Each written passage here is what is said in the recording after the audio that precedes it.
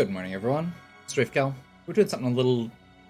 Okay, it's not actually that different. We're doing something... We're playing a new game, but it is not something different. Really. So, this is Deedlit in Wonder Labyrinth from Record of Lodoss War. If you're not familiar with this series, Record of Lodoss War is... I believe it's originally a Japanese novelization, or it came to popularity as a Japanese novelization. And it has since been several anime. It was one of the first anime I ever watched when I was a kid. So yeah, it's pretty old. And I own both the original and I believe I own the and also Heroic Knight, which is kind of the spin-off sequel.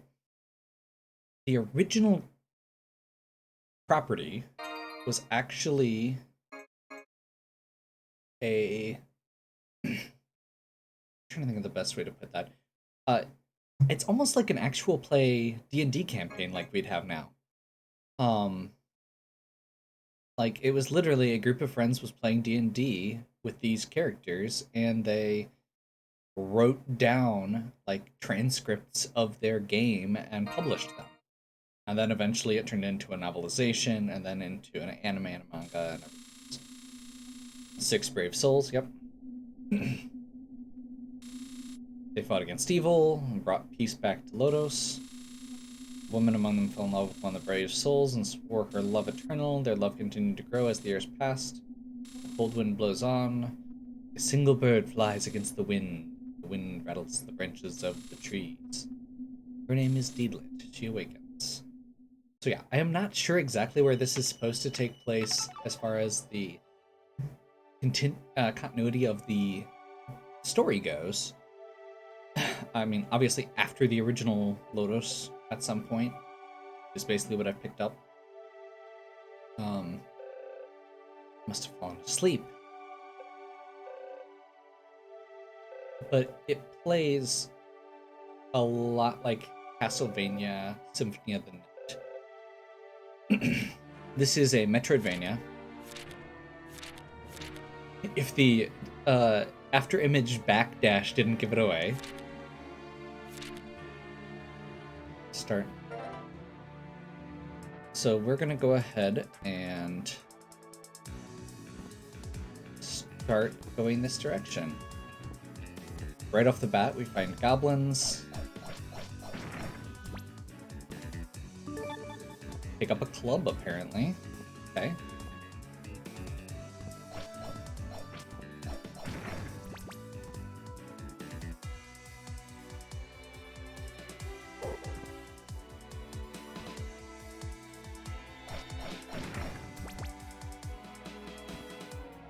Not sure exactly what all the little dice cubes we're getting are.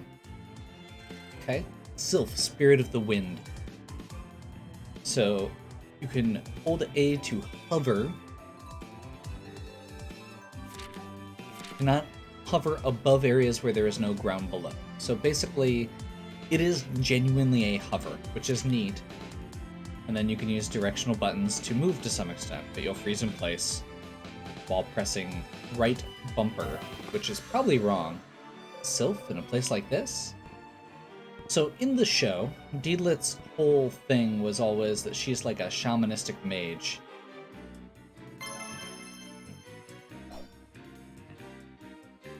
So there's no like MP cost to this or anything. We straight up just get to...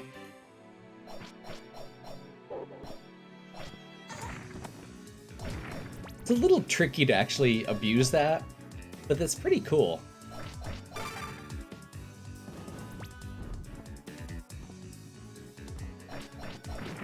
So yeah, from what I've seen of this so far, I've basically played like 5 minutes of the game just to kind of make sure my controls and volume settings looked good. Harn! So that was her lover from the show. Really trippy effect there. Lelia. No, you're Carla. Carla is a witch who possesses people using a crown, which is why she corrected herself. If you wish to be together with your knight, then swear your loyalty to me. Swear it on your very soul, then your wish will be granted. No way, out of my way. Yeah, it sounds smart, right? You would have avoided further trials. Soon one more lost soul shall arrive. Let us see which of you has their wish granted first. So yeah, Lelia was one of the heroes. She's like a holy priestess who got possessed by Carla, which is why there was the point of confusion there. Okay. Imp Spear. I guess we should probably check out these other weapons. Attack up, speed down. But this probably has reach as well. How strange. I don't normally use this, yet it feels so light. Okay, I love the omnidirectional attack here. And I like the fact that we can, like, I was really confused when I first saw that they gave you hover right off the bat, but you can see how you start to fall as soon as you get over a gap. Like, it's pretty narrow as far as it goes. Okay, so we can go either way here. Nope, there's a door there. So this does seem like it's throwing us right in, pretty much. It's got decent little brief tutorials, but there's a lot going on.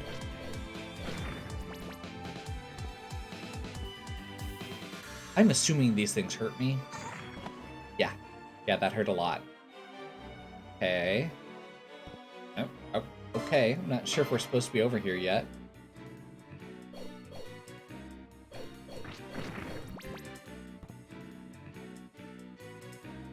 Save point, I assume? Yeah. Okay. Whoa.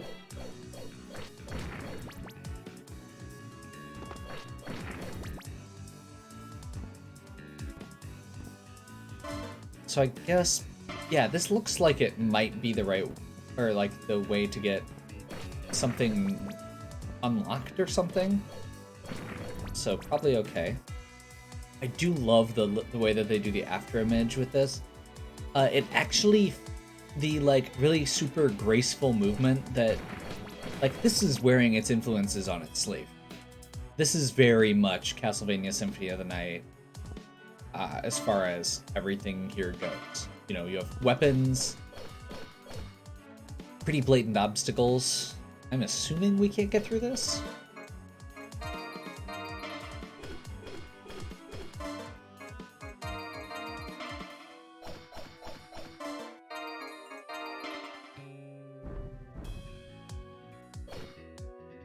Okay. So it must be some other way to get through it. Must need a power. I mean, going back to just powers and keys. And that's fine. Not every game needs to completely reinvent the wheel. We'll go with that. Okay. Salamander. Spirit of Fire. Right trigger to switch. Okay. Attacking with the same attributes. Okay. So those, it's saying that those flame barriers that we saw earlier, we can absorb if we have Salamander. This flame doesn't burn the forest. Okay.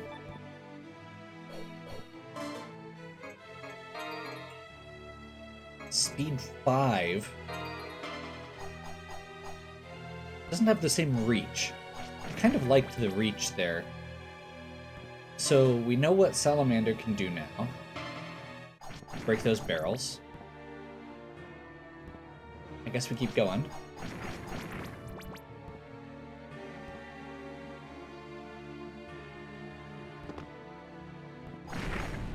Yeah.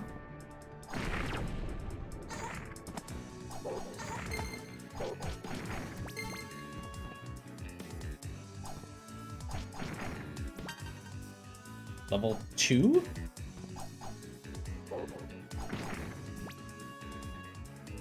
Okay. Not sure exactly what we leveled up.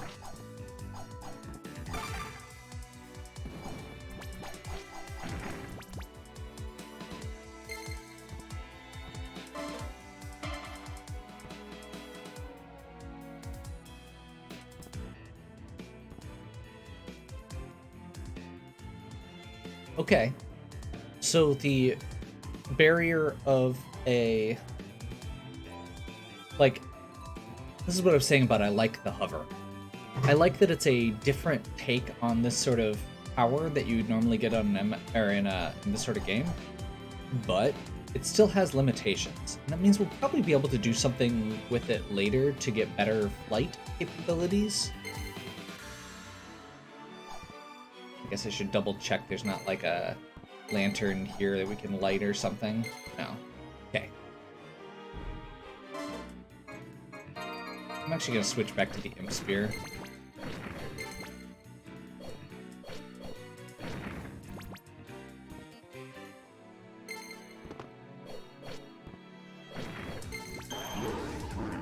Level 3, and I'm healing?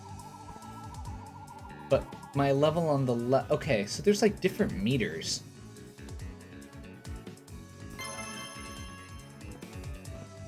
We didn't explore everything over here, so we're going to go back first before we continue to a new area.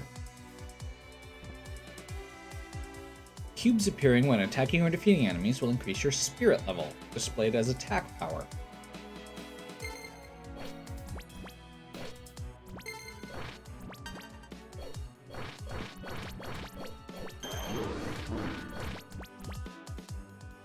Okay. Once your spirit level reaches 3, HP will automatically regenerate, which we just saw happen. There's our bow. Okay. Hold your bow, release to fire. MP is required.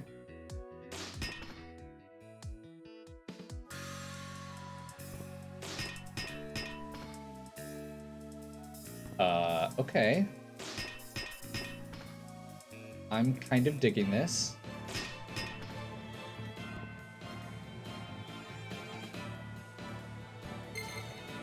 And is that... Yeah. So we've got fire arrows or wind arrows. So I'm guessing... Okay, so we're going to get different bows, different weapons, different spirits, and then be able to mix and match? Is that basically it? Oh. Okay.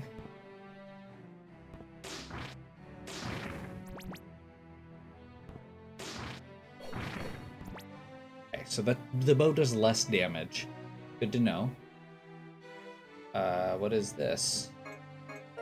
Okay. So, transport rooms. Like I said, this is very much wearing its influences on its sleeve. Like, it is not pretending to be something it's not. It is Castlevania Symphony of the Night. Or it is a heavily inspired by Castlevania Symphony of the Night, and it is wearing that very much on its sleeve. It is not trying to hide that. Oh, okay.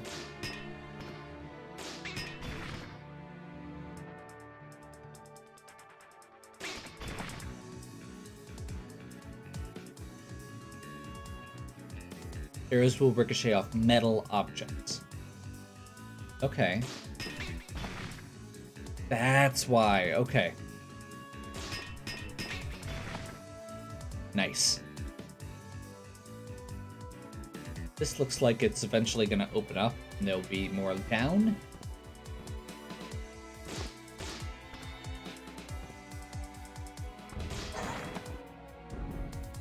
Oh, and apparently when you take damage, you... Okay, so apparently when you take damage, you lose levels for your... Oh, just for the spirits.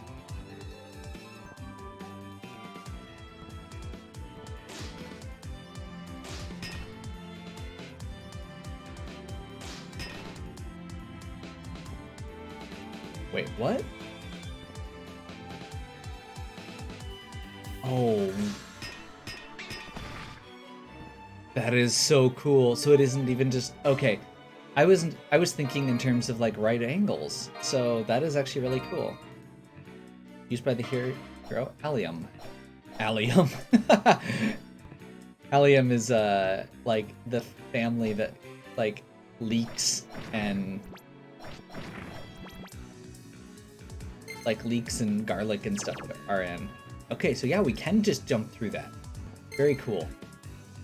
We can't get through here, so we'll probably need some other kind of magic or something to get through there, or a slide.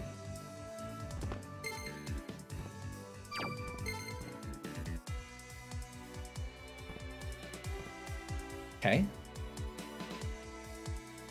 Oh. Okay, okay. Yeah, we're getting a little,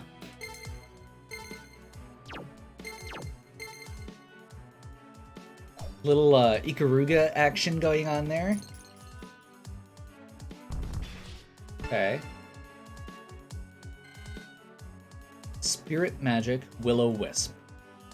Will-O-Wisp is the spirit of light. Okay. Use Y to perform magic attack requiring MP. Without required MP, they can't be activated. Okay.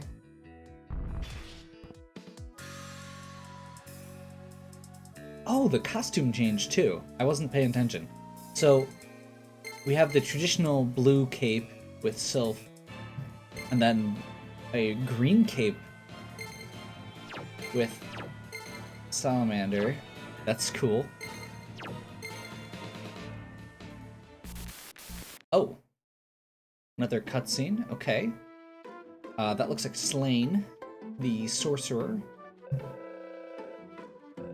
Who is also Lelia's husband. Just where am I? It feels familiar, but I don't know where it is. You really want to know the answer? Take one step back and look closely, and it will make itself apparent. Return to where you belong. You of all people should know this. Now I shall take my leave. Okay, that's weird.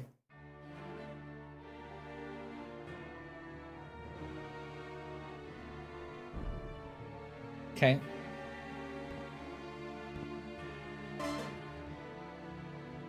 So, I guess I'm not 100% sure where we're supposed to go with Will-O-the-Wisp.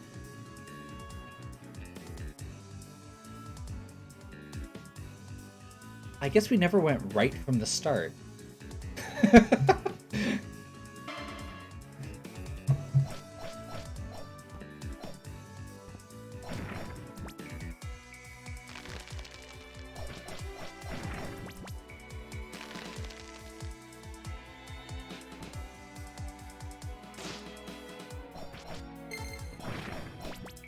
Okay, so those guys take way more from the fire. Maybe because it's higher level, maybe because it is elemental weakness, I guess?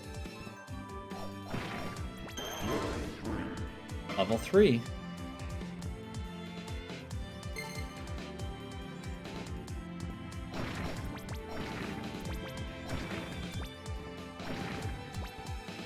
So, I will say right off the bat, this game tosses a lot of inside lore, like those character appearances, if without actually knowing who they are, don't mean much, whereas it kind of implies to somebody who knows the existing lore around the series, like, I can predict a little bit about what's maybe going on, because Slain being here totally could mean something about he's following Lelia. It's odd that Parn is here, etc. Oh no, this isn't the start. This is over here. Yeah. Okay. Either way. Another one of these wispy gates. Okay. Oh, there's a path over there to the right that we never took. Well, I think either way we're going back here. So yeah. I guess I never really got too much into it, but this is obviously another oh.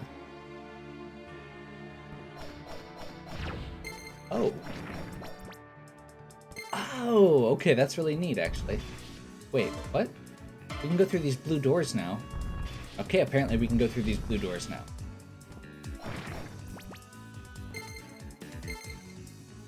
Well, I guess that answers that. We can actually... Oh, that's what it was showing us back there. That was a blue door. Okay.